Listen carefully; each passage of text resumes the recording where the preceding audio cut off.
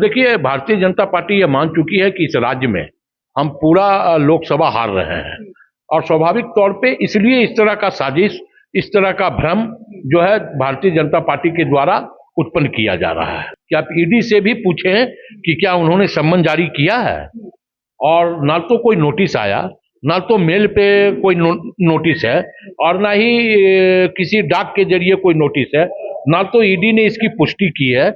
तो स्वाभाविक तौर पे इस तरह ये बातें भ्रम की स्थिति पैदा करने वाली है, सरकार की छवि को बदनाम करने वाली है, और इसलिए हम लोगों ने चुनाव आयोग जाने का काम किया है। नमस्कार, एसटी न्यूज देख रहे हैं आप और मैं हूं आपके साथ गौरी रानी।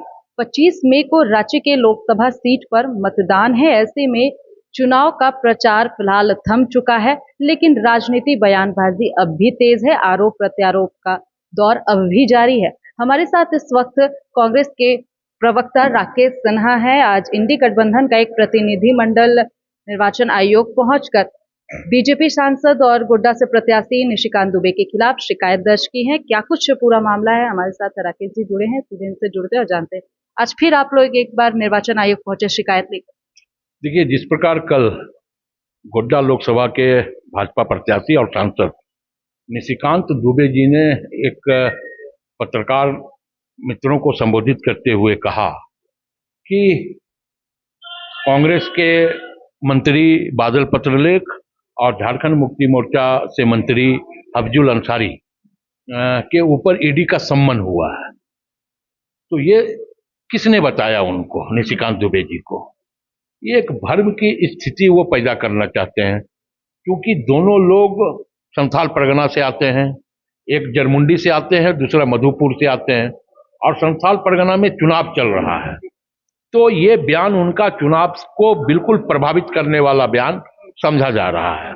इसलिए हम लोगों ने झारखंड मुक्ति मोर्चा और कांग्रेस का एक प्रतिनिधि मंडल चुनाव आयोग से मिलकर के इसकी शिकायत की है, और हमने कहा है कि इस पर एफआईआर हो निशिकांत दुबे जी के ऊपर, और पूरा चुनाव प्रचार के लिए उनको प्रतिबंध किया जाए, कोई भी बयान वो ना दे पाए, क्योंकि जब जब वो बयान देंगे भ्रम की स्थिति जनता में उत्पन्न होगी। मतलब जो खबरें चल रही है, जो सूत्रों के हवाले से जानकारी मिल रही है कि हफीजुल हसन और बादल पत्रलेख को ईडी ने सम्मन किया है, इसमें सच्चाई नहीं है। आप लोग खुलकर यही कहना चाह रहे हैं? ये हमने भ्रम फैलाने की कोशिश मीडिया के माध्यम से की है। बिल्कुल, हमने ये भी कहा कि आप ईडी से भी पूछें, चुनाव आयोग को हमने ये भी कहा है कि आप ईडी से भी पूछें कि क्या उन्होंने सम्मन जारी किया है, और ना तो कोई नोटिस आया, ना तो मेल पे कोई नोटिस है, और ना ही किसी डाक के जरिए कोई नोटिस है, ना तो ईडी ने इसकी पुष्टि की है।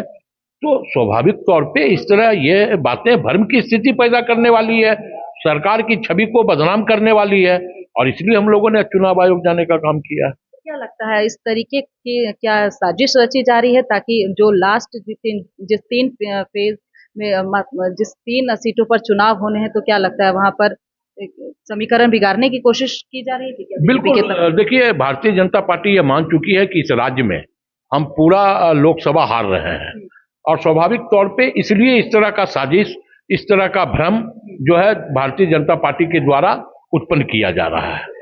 मतलब इंडी गठबंधन ये दावा कर रही है कि दोनों मंत्रियों को सम्मन नहीं किया गया है, मीडिया के माध्यम से भ्रम फैलाने की कोशिश की गई।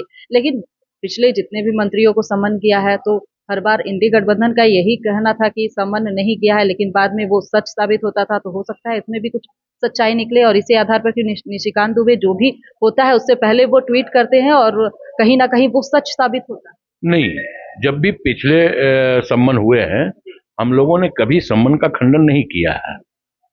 हमने ये कहा है कि सम्मन राजनीति से प्रेरित है, लेकिन जो कल निशिकांत दुबे जी का बयान है, यह बिल्कुल भ्रम की स्थिति को उत्पन्न करने वाला है। कहीं कोई सम्मन जो है इन दोनों मंत्रियों को नहीं हुआ है। आखिरी सवाल लेते हैं। 25 में यानी कि कल रांची में मतदान है, रांची के साथ साथ 3 और लोकसभा सीटों पर मतदान है। क्या स्थिति देख पा रहे हैं? 7 सीटों पर चुनाव हो चुके हैं, कल 4 है, फिर 3 रह गए।